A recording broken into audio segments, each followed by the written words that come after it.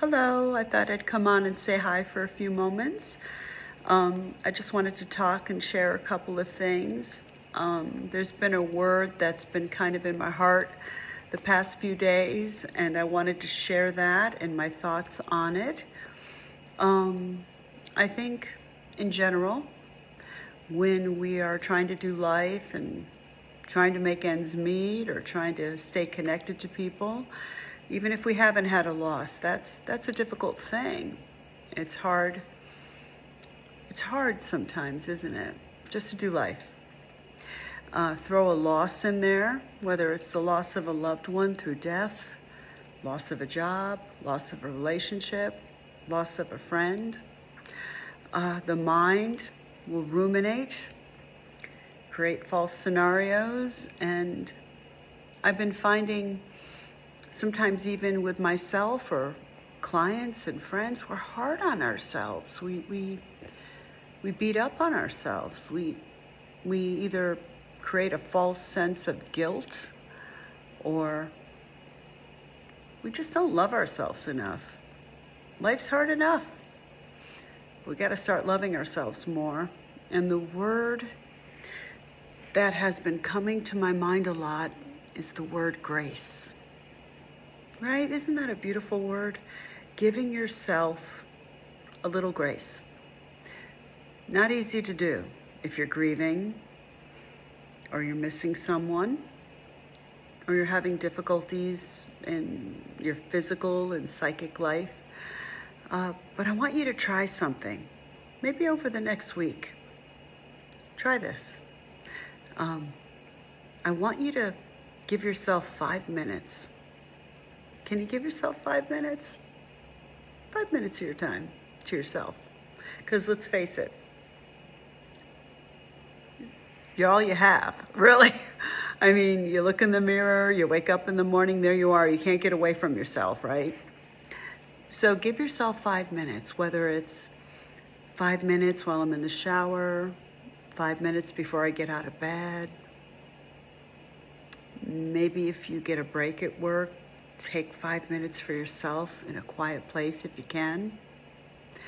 And daydream. Daydream something that is in your heart, not in your mind. It's hard to separate, especially if you've had a loss and you're grieving. It's hard to separate the difference between what's in our spirit. And the spirit is love, patience, kindness, forgiveness, self-control, joy, happiness. There's like 26 different things in our spirit that are positive. And the mind is anger, grief, the inability to forgive, fear, fret, worry. The brain creates that because we see something in the world we don't like, we react. We're animals in some ways, right? But we rarely take time to separate what's in our mind versus what's in our spirit. And in our spirit is our intuition. In our spirit is the uniqueness of who we are. No one's like you. You're the only person like you on this planet, and there'll never be anyone like you again. And that uniqueness, whether it's through nature or nurture or spiritually what's been handed down to you from other generations that you happen to have, your spiritual gifts. We rarely take time to celebrate those, praise those, use those, tap into those quiet, beautiful gifts that we have spiritually. We spend 99.9% of the time in the brain, ruminating, figuring it out. If we're grieving, we figure we have to get over grief. Well, you never get over grief. You only learn to manage it. But why not take 5 minutes once a day for the next week and take the mind noise and put it to the side of you? Because if you're still alive, you can't get rid of the noise. It's always going to be there.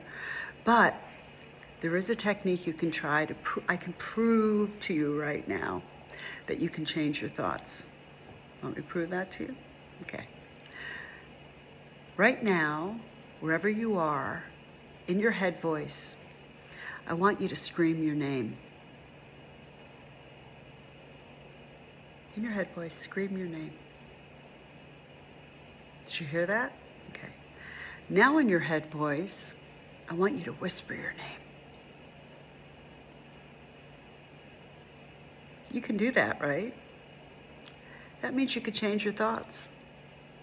And if you could change your thoughts will always be there, but if you could change them, start manufacturing your thoughts from your spirit to your mind, versus what we always do, which is we have bad thoughts of us and we kind of pollute the vision of who we are and we drown out the spirit. And I think the greatest exercise you can do is give yourself 5 minutes every day at the same time. Classically train yourself to just take a few deep breaths and tune into the uniqueness of who you are. Daydream something beautiful and private about yourself that you've always wished for or wanted. Start validating yourself as, I'm a compassionate person, I'm a caring person. Let's say you're at work and you don't feel like you're heard. And the mind is telling you, well, you're not heard because they don't see you as valuable. That's how the mind would talk. But what if you're in a work environment where you're in the wrong culture because you happen to be compassionate and empathic and the people around you aren't? I'd rather be compassionate and empathic than shut down and mean and not loving, right? And hurting people do hurting things. You have to, that's another topic. But remember, give yourself some grace. Take 5 minutes for the next week. And I want you to notice if your thoughts are changing. Are they changing more towards seeing yourself more clearly because you're seeing your own heart? Or are you polluting yourself with outside forces that aren't based on the truth? Try that. Let me know how it goes. Have a good day.